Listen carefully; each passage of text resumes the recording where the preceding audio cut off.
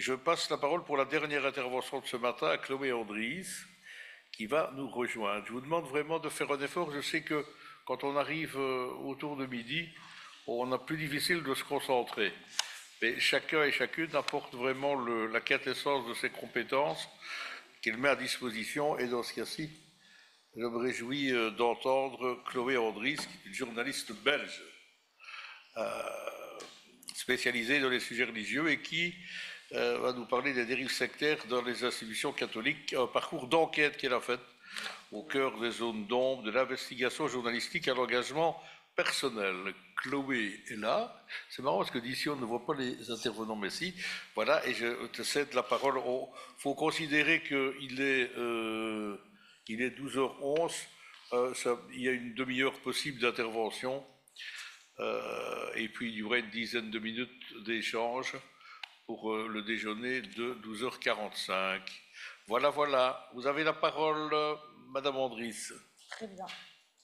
Eh bien, je vous remercie. Bonjour à toutes et à tous. Bientôt bon appétit. Je remercie déjà vivement la FECRIS et Aviso qui m'a invité ce matin à venir témoigner de ma plongée progressive dans le sujet des dérives au sein de l'Église catholique par une double trajectoire de travail journalistique d'investigation, mais aussi de démarche d'autrice et de réalisatrice documentaire.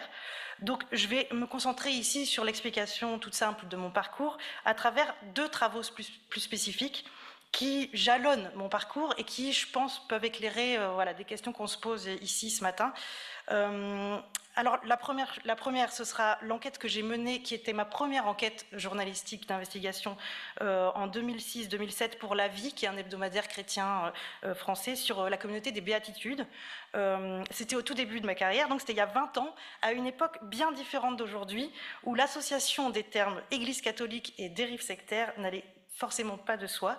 Enfin, Véronique Margron, je pense, l'a très bien expliqué juste avant moi. Et puis la deuxième chose que je vais expliquer, c'est le film documentaire Leçon de foi que j'ai réalisé sur une école des foyers de charité, donc qui ont été créés par Marthe Robin, dont a aussi parlé Véronique Margron, qui est une école où moi-même j'ai été scolarisée toute mon enfance, de mes 4 ans à mes 14 ans, c'est un pensionnat, et sur laquelle j'ai posé un regard personnel d'autrice des décennies plus tard, et qui m'a permis de comprendre peu à peu la difficulté de faire émerger des prises de conscience à la fois journalistiques, mais aussi de l'intérieur. Alors, je vais d'abord commencer par vous situer mon parcours. Moi, je suis journaliste, je suis diplômée de l'école de journalisme de Lille en 2006. Et avant ça, j'avais réalisé un mémoire dans le cadre de mes études d'histoire sur l'histoire des religions, sur la pédophilie dans l'Église catholique. Et dès le départ de mon activité comme journaliste, je me suis spécialisée en religion. Et puis donc d'abord comme journaliste salarié en investigation à La Vie, qui est un hebdomadaire chrétien. Je tiens juste ici à préciser que je ne suis pas moi-même croyante aujourd'hui. Et ensuite, je suis partie pour des raisons personnelles en Belgique, à Bruxelles, où j'ai fait toute la suite de ma carrière. Donc moi, j'ai cofondé un magazine d'investigation qui s'appelle Médor, que certains connaissent peut-être parmi les Belges. Et voilà, et j'ai travaillé pas mal sur les dérives sectaires au sens plus large aussi, hein, la scientologie, etc. Mais voilà. Et donc, commençons par cette histoire des béatitudes. Donc à l'époque, en 2006, moi je commence ma carrière de journaliste. Je fais des reportages pour La Vie sur l'Église catho, etc. Et puis un jour, je suis contactée par un couple qui me parle d'abus de pouvoir et qui veulent les dénoncer et qui ont même porté plainte auprès de la justice pour abus de faiblesse au sein d'une communauté qui a encore le vent en poupe, qui s'appelle les béatitudes. Donc les béatitudes, pour vous la faire vite fait, c'est ce qu'on appelle une communauté nouvelle. Donc les communautés nouvelles, c'est des communautés qui sont nées dans la foulée du Concile Vatican II. Vous savez, donc le Concile Vatican II, il a ouvert, voulait ouvrir en tout cas l'Église sur le monde, donner plus de pouvoir aux fidèles. Et donc il y a toute une série de communautés qui se sont créées dans cette logique-là, qui ont essayé de porter un certain renouveau de la foi. Et parmi elles, donc, les béatitudes. Dans le cas des béatitudes, ils ont tenté une vie communautaire. L'idée, c'était de vivre un peu comme les premiers chrétiens. Et donc, ils rassemblaient des célibataires, mais aussi des familles qui pratiquaient une vie collective, qui qui incluait bien sûr la mise en commun des biens matériels, la louange inspirée du pentecôtisme américain et des pratiques psychospirituelles. Donc à l'époque, les béatitudes, je le redis parce que c'est important, c'est une communauté dynamique qui est reconnue par l'Église diocésaine depuis 1979. Elle est investie dans de nombreuses charges paroissiales et elle est forte de 1450 membres qui sont répartis aux 4 coins du globe. Et en 2006, quand ce couple témoigne à la vie, donc je les écoute, et puis je me dis, mais est-ce qu'ils sont isolés? Est-ce que, voilà, parce que la critique est encore un peu timide. Et c'est là que, en fait, je me rends compte qu'il y a 2 associations hors Église qui, depuis la fin des années 90, font un travail de fourmi et qui récoltent qui ont déjà récolté une quarantaine de témoignages sur les béatitudes. Donc c'est l'UNADFI et la VREF. Que j'imagine vous connaissez ici. Je contacte aussi l'amie Vilut qui me parle, elle, clairement d'emprise mentale et de rupture familiale. Et donc pourquoi je parle ici de ces structures au démarrage de l'enquête, c'est parce que ça a été un de mes premiers réflexes journalistiques, mais aussi que je pense et je continue de penser encore aujourd'hui pour de nouvelles enquêtes sur des communautés sur lesquelles on ne parle pas aujourd'hui. C'est des structures fondamentales de première ligne qui sont nécessaires en France, en Belgique. Moi, régulièrement, dans le cadre de mes activités encore aujourd'hui, je suis alertée. Parfois, il y a des familles qui m'appellent, qui me disent « Ah, mon fils, je crois qu'il est sous emprise » ou « Ma fille », enfin voilà. Moi, j'ai pas le temps de bosser sur tout, c'est pas mon karma, quoi, forcément, mais en plus. Mais donc, régulièrement, par exemple en Belgique, je leur dis contactez Aviso, par exemple, parce que c'est des structures qui développent, non seulement ils récoltent, ils collectent, mais aussi ça permet de vraiment développer une expertise aussi petit à petit, et ensuite solliciter la presse. Pour que la presse s'empare d'un sujet, c'est quand même parfois beaucoup plus facile si on a déjà une pré-récolte qui est établie. Et donc, que dénoncent tous ces témoins et associations à l'époque? Ils racontent une immense confusion entre le psychologique et le spirituel qui mènerait à des prises de pouvoir sur les individus et des ruptures familiales. Tout ce qu'on raconte ici depuis ce matin. Et le cas du couple de témoins, il est emblématique. Eux, donc, ils sont rentrés, en fait, c'est des gens qui sont dans le milieu médical, ils sont rentrés dans les béatitudes via des sessions de guérison intérieure parce qu'ils voulaient se former à mieux accompagner les gens dans leur souffrance psychique, et ils ont lu les écrits d'un certain Bernard Dubois, qui est un des bergers, donc c'est comme ça qu'on appelle les responsables des béatitudes, et ils ont été emballés. Donc, dans son livre « Guérir en famille », paru en 2001, je vous résume un peu sa doctrine, qu'il explique. « Né du péché, l'homme a été élevé par des parents qui l'ont involontairement mal aimé. Une blessure a donc rompu le schéma familial idéal de l'homme, celui de la Sainte Trinité, qu'il faut absolument retrouver. L'individu est ainsi invité à retourner dans son passé, jusqu'à sa vie intra-utérine s'il le faut, pour y retrouver la blessure originelle et ensuite pouvoir entamer une guérison dans la Sainte Famille. » Alors je contacte un théologien à l'époque qui me dit clairement, là je le cite, « Dans ce schéma, l'homme devient passif, il attend tout d'une intervention divine en se projetant dans ce modèle familial asexué et illusoire et va parfois jusqu'à rejeter sa propre famille. Pour lui, ce type de théorie, par la confusion qu'elle engendre, peut entraîner de graves conséquences dans l'utilisation de la foi et la prise de pouvoir sur l'individu. » Donc ces théories psychospirituelles, je me rends compte assez vite qu'en fait elles sont constitutives vraiment des béatitudes. Ephraïm, le fondateur de la communauté des béatitudes, lui-même, il a développé une théorie qui allie psychologie, spiritualité et anthropologie chrétienne. Et dans sa pratique, le distinguo entre les deux n'est clairement pas établi. Lui, il se présente directement comme thérapeute dans ses écrits. L'autre point dénoncé par ces témoins, et qui revient souvent quand on travaille sur l'Église catholique et les dérives de ses textes, c'est le recours continuel à la figure du diable et à Satan, qui est utilisé de façon récurrente et subjective pour mettre à distance l'extérieur. Je recueille par exemple le témoignage d'un homme dont le meilleur ami a été à l'époque identifié comme Satan par le berger, et donc avec qui il doit couper les ponts, ou encore celui d'une dame dont la fille était rentrée dans la communauté et qui n'avait plus de nouvelles, qui avait progressivement coupé les ponts.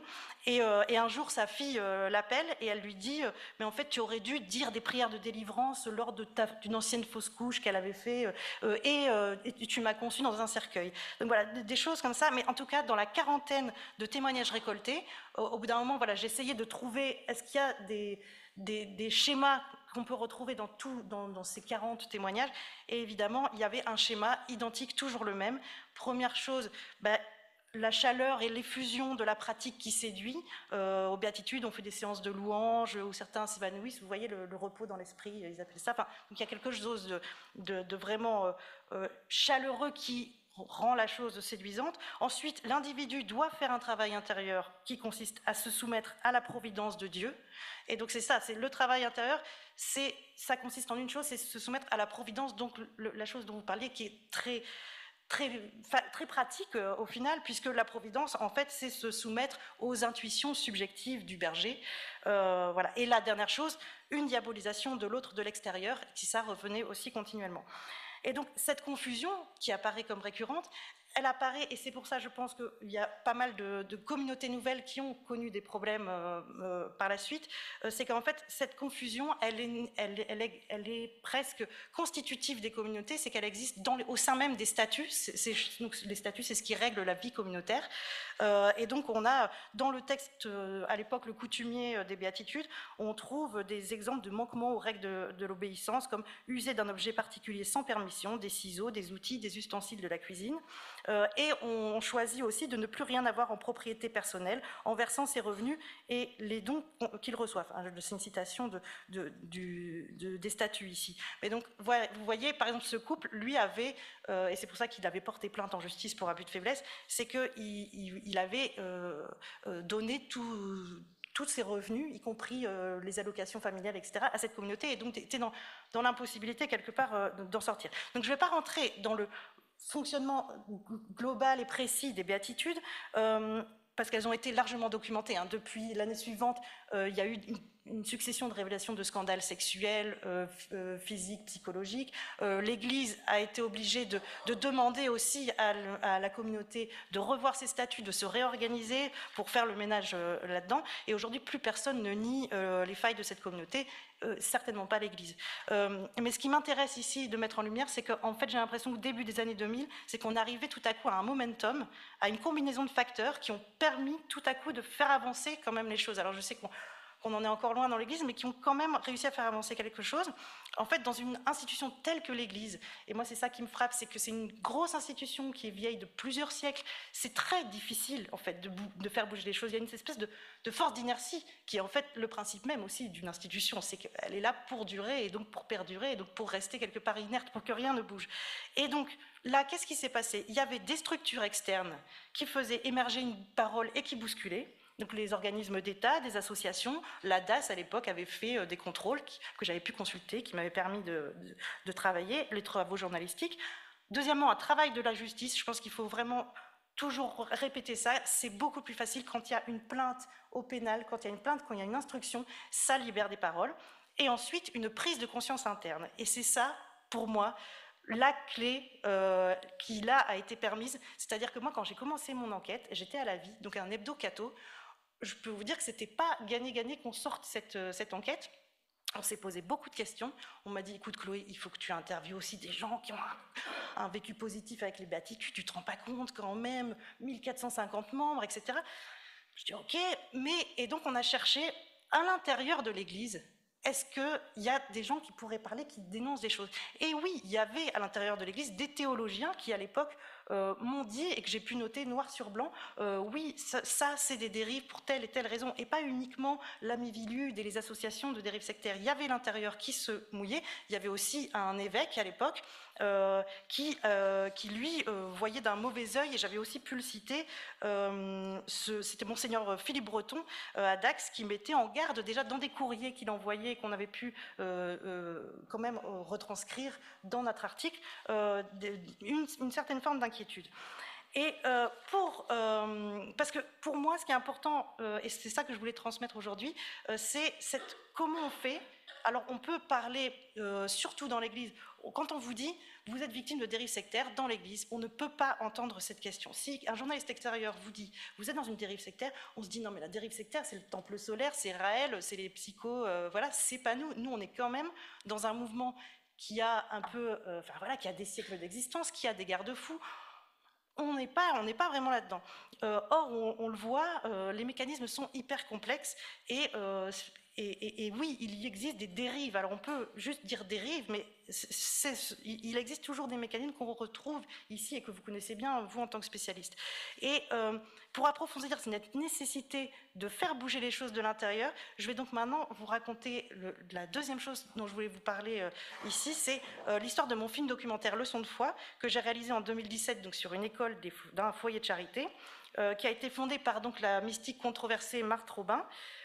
Alors ce film, il m'a pris 7 ans de travail au total, 10 ans si je compte un peu les réflexions préalables, et il m'a fait cheminer énormément sur la question de la responsabilité de ce qu'on met au jour dans ces dérives et de la position de laquelle on parle.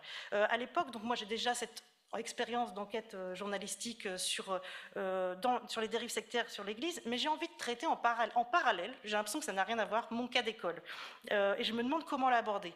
Donc moi, j'ai passé toute mon enfance dans un pensionnat, donc de 4 ans à 14 ans, animé par un foyer de charité dans le nord de la France. C'est une école où on fait 11 prières par jour, où on vous raconte des histoires d'enfants saints, avec une prédilection pour les enfants saints martyrs, un peu avant de se coucher, où on entend dès le plus jeune âge comment Marthe Robin a vécu la passion du Christ chaque semaine, comment elle s'est battue contre le diable qui lui a cassé 2 dents, comment le monde extérieur rempli de satanisme, de spiritisme, de drogue et de sexe peut être dangereux, mais c'est aussi une école qui est faite de membres du foyer aimants, qui donnent toute leur vie pour vous, qui vous apprennent à développer vos talents, qui vous apprennent le partage, le respect de la différence et l'amour. En fait, toutes ces personnes, c'est ma famille. C'est eux qui me bordent le soir, enfin qui me bordaient le soir, qui me réveillaient le matin. Quand j'avais mal au ventre, c'est à eux que je m'adressais. Et donc je me dis, ok, je vais faire un film sur ce cas d'école, mais ça n'a rien à voir avec des dérives sectaires. Il n'y a pas de thérapie psychospirituelle. Donc le mot dérive sectaire me fait rigoler. Je le balaye. Et donc ma scolarité, par contre, elle m'a laissé quand même avec des doutes, des questionnements. Il y a quelque chose qui m'a dérangée sur cette question du doute, notamment. Moi, c'est une question qui me taraude et qui traverse tout le film, au final, mais je ne m'en rendais pas compte sur le moment, sur cette notion de vérité. Et je me dis, je commence à en parler autour de moi, et en fait, mon entourage, j'ai l'impression que personne dans mon entourage ne partage mon point de vue.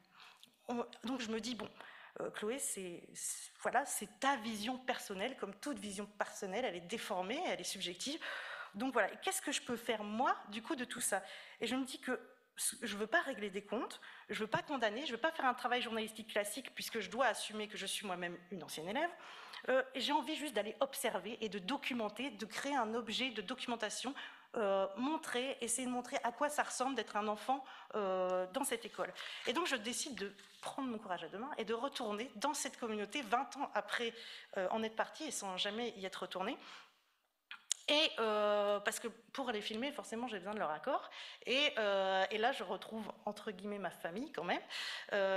Et je leur expose le projet. Et en fait, alors que personne n'a jamais pu filmer ce lieu, à ma grande surprise, ils acceptent tout de suite. Et ils voient ça comme un signe.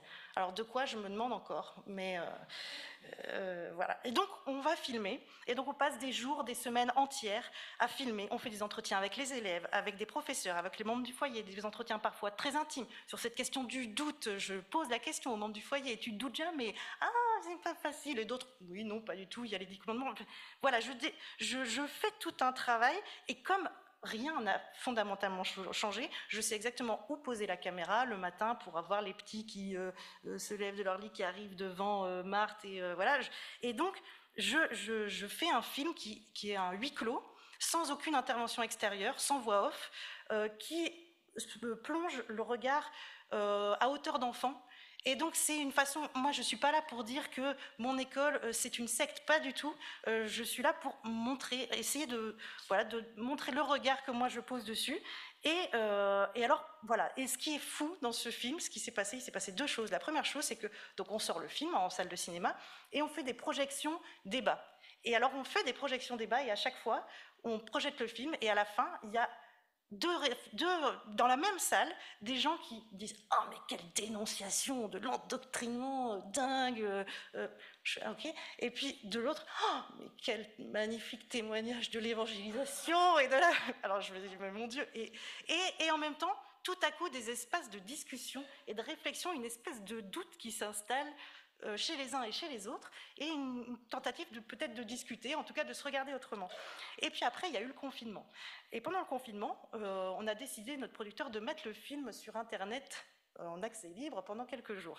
Et donc, voilà, ça se passe. Et en fait, c'est là que j'ai compris que, sans le savoir consciemment, cette position très particulière où j'assume un regard intérieur-extérieur et un questionnement sur voilà, les limites entre la foi, le dogmatisme, la liberté et la vérité, en fait, tout à coup, il avait créé ça m'avait permis de créer un objet d'information porteur d'une libération de la parole. Parce que qu'est-ce qui s'est passé quand, dès le premier jour, j'ai commencé à recevoir plein de messages d'anciens élèves de l'école qui avaient vu le film et qui étaient voilà, soit glacés, soit frappés, j'avais noté frappés, voire glacés, voilà, de replonger dans le quotidien de leur enfance. Et en fait, mon film devenait une petite pierre à l'édifice d'une libération de la parole. Surtout qu'il y a eu une sorte de momentum, et donc moi, je vois ça comme des petites pierres, à un moment, ce momentum où on met plein de petites pierres partout, et puis tout à coup, voilà, toutes ces pierres sont disposées, il se passe quelque chose, et puis donc, voilà, les foyers ont connu leur crise, comme dans plein de communautés nouvelles, et même d'autres communautés, le fondateur des foyers, le père Finet, a été accusé de violences sexuelles et psychologiques, tout comme d'autres anciens pères de foyers, y compris celui de mon école, qui avait reconnu avoir agressé sexuellement certains membres du foyer. Là, ici, je dois préciser qu'il n'y a aucune accusation qui a été portée à son encontre par rapport à des enfants. Je pense que c'est important d'être factuel. Il y a eu une vague de départ des membres de la communauté, il y a eu la mise au jour de dérives au sein des communautés, il y a un travail de restructuration qui a commencé, mais qui est loin d'être terminé, je pense, parce qu'il y a une commission d'enquête indépendante et pluridisciplinaire qui a été mise en place en 2023, mais qui a remis sa démission en 2024, estimant que les conditions de son indépendance n'étaient pas réunies. Et donc depuis, ils ont recréé une nouvelle commission indépendante et pluridisciplinaire, je pense, mais sur laquelle il y a déjà des questionnements portés par des voix internes à l'Église, et c'est ça que je trouve important, et c'est ça qui, moi, m'interpelle aussi. Et voilà, il y a des voix internes à l'Église qui disent que cette nouvelle commission, on n'est pas tout à fait sûr qu'elle puisse garantir une recherche de la vérité. Or, ça me semble vraiment capital. Que cette recherche puisse et soit portée par des structures internes et des voix externes, internes, qu'il puisse y avoir une espèce de circulation de la parole à un moment pour pas avoir un bloc extérieur contre un bloc intérieur. Et j'ai pu, moi, discuter avec des anciens membres de foyer ou d'anciens élèves, et je vais juste, pour terminer, vous livrer 2 témoignages qui me semblent assez exemplatifs et puis qui, voilà, moi, qui me font réfléchir. L'un, je vais vous lire ce qui a été publié dans La Vie en février 2024, concerne un membre du foyer qui a eu une prise de conscience quand il a pu lire un document interne de l'Église sur les dérives sectaires. Donc il était avec un petit groupe, et puis il a pris la brochure « Documents épiscopat » des évêques, donc c'est des documents officiels des évêques, et celui qui s'intitule « Les dérives sectaires dans les communautés catholiques ». Et donc là, je vous le cite, « J'ai fait un tableau, noté en vert quand cela ne nous concernait pas, en orange quand c'était parfois le cas, et en rouge quand nous étions en plein dedans. J'ai eu sous les yeux un camailleux rouge-orangé. C'était terrifiant. » Et alors cette personne a cheminé, c'est pas juste cette pierre qui était un gros boulet qui lui a fait une révélation, c'est plein de petites pierres, mais c'est ça qui l'a fait, je pense, basculer, vraiment. Et l'autre témoignage, c'est celui d'un ancien élève qui m'a dit un jour « Mais c'est horrible, Chloé, je ne peux pas entendre toutes ces horreurs sur les foyers, parce que c'est ma colonne vertébrale. Tout ce que j'ai appris, ce qui m'a fondé dans mon enfance et m'a permis d'être adulte, si je découvre que cette vérité n'est que trahison, ça va casser ma colonne, et alors je vais m'effondrer. » Ce témoignage m'a frappé, voilà, et me semble assez résumer les choses. Moi-même, aujourd'hui, je chemine dans une forme de doute, ne sachant pas quel terme exact poser sur ce foyer, enfin sur ce vécu, sur cette école. Mais je pense en tout cas que ce film m'a appris quelque chose de crucial. Il existe un système si profondément ancré et constitutif des identités des personnes impactées qu'il est nécessaire de poser des pierres à de nombreux endroits pour chercher la vérité, ou au moins pour douter ensemble, les associations, la justice, l'État, les journalistes, mais aussi au sein de l'Église, pour tenter de créer des ponts et que la parole circule vraiment et que les institutions bougent enfin durablement. Voilà, je vous remercie et je vous souhaite bon appétit. Merci.